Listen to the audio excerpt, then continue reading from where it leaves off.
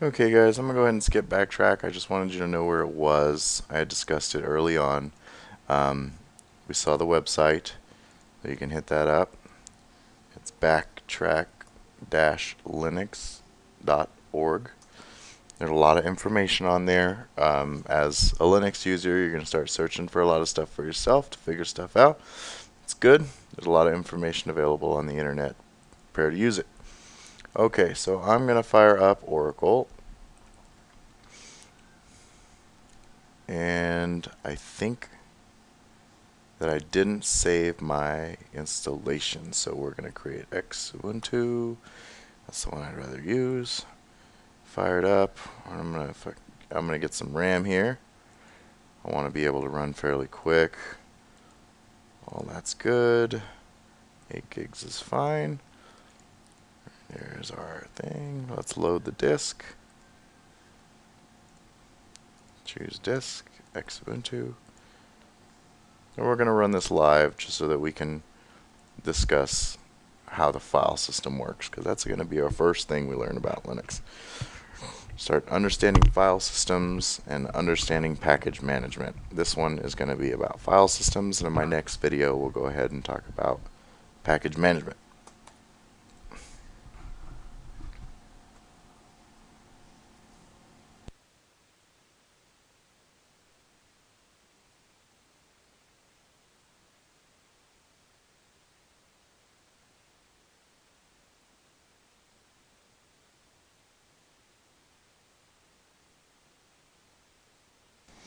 Okay, we're going to run live, so we'll click try.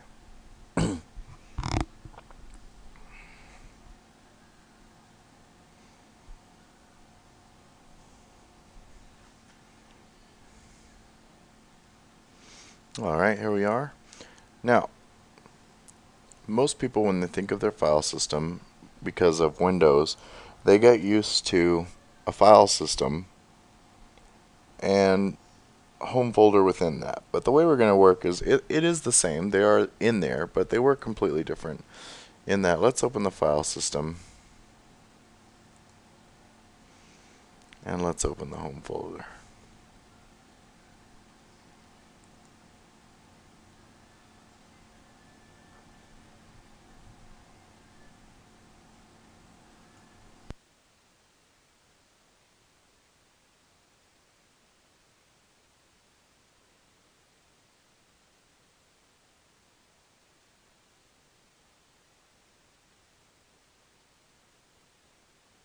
Okay, now we had a little screwy because of the file system, because I'm not really installed, but let's figure this out. Alright, this is your file system. Now the way this works is that this is considered, let me open a terminal so I can kind of give you a better idea of how this is all based.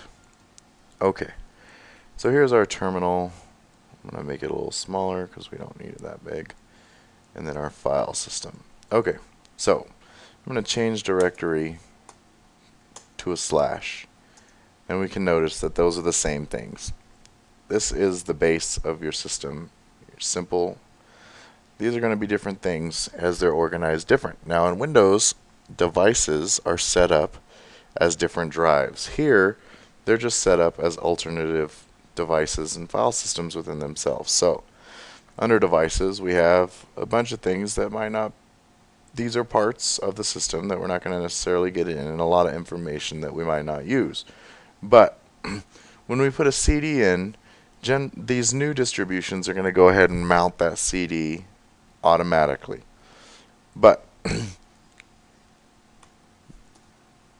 since we have different places here, we can go ahead and set, move to the CD-ROM and then see what's in there. Now there's nothing in my CD-ROM, the actual physical CD-ROM, but this is going to show me that virtual CD we put in, and those are the files that are in there.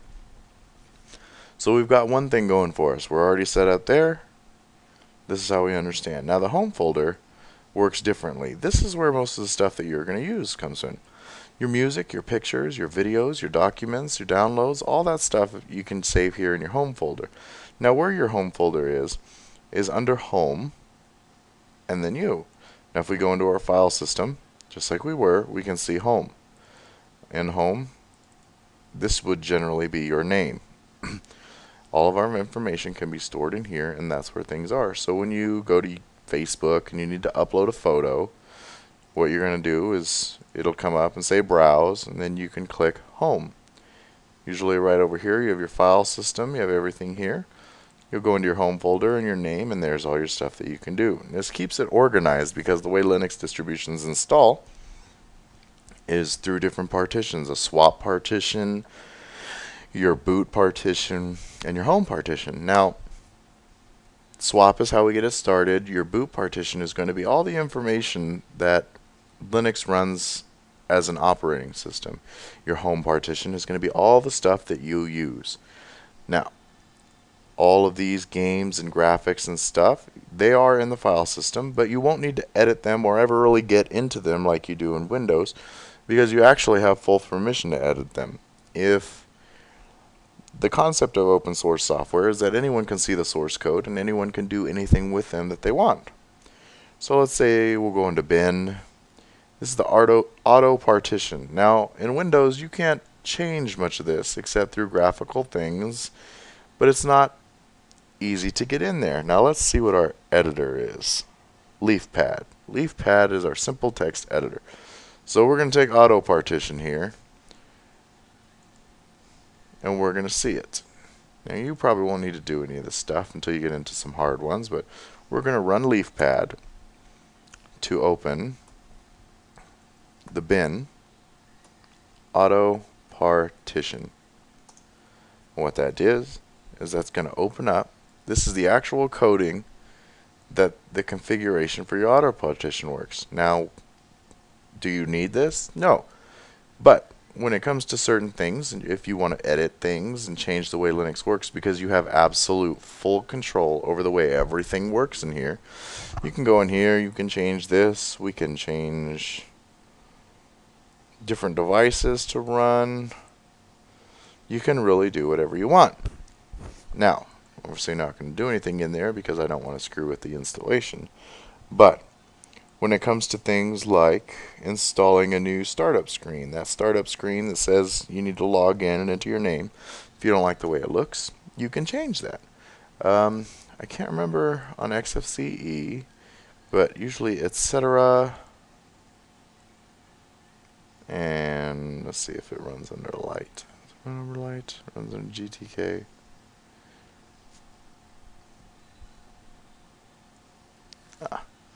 You can go ahead and change settings that allow you to move different things. I know this stuff looks crazy, it looks scary, it looks like a bunch of things, but realistically all it is I can change these settings in here. But the good part about these full Linux distributions is that we have the option to change anything we want. We can go into, let's see, settings. We can go into our settings manager. We can change the appearance of things. We can go ahead and change the themes. Let's see, what's Albatross? Oh, Albatross is alright. Clear looks. Yeah. Crux, you can change these any way you want, and there's about 9 million on the internet for you to choose what you feel like using. So I'm going to stick with Graybeard. I'll go with clear looks. No, I don't like that. Yeah, that looks good. So we can use Albatross in here and set it. You don't have to save or anything. It automatically knows that. Even things like this, though, we can change that little bitty icon. Now let's say we want something cool. Now this isn't a real Arch Linux installation because they're completely different. But let's say you like the way Arch Linux looks. I like the way Arch Linux looks, so let's look for an Arch Linux icon. Search images. And actually our best bet is search Arch Linux.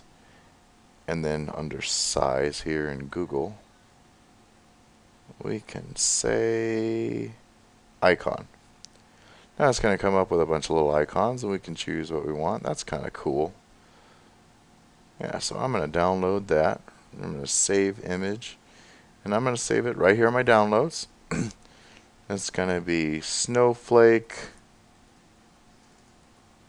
-index. In Linux, don't use spaces in any file names. It just creates a mess. It is possible, but it really does create a mess. So now that we've got it downloaded, we can close this. We can get rid of this. Change the icon. And we're going to go with, whoops. There's a ton of different icons that are already loaded. But we're going to go to image files. And that's going to take us wherever. We can search download. We're going to use that one. Okay. So there's our little new symbol if you like it. And we can make this panel a little bigger.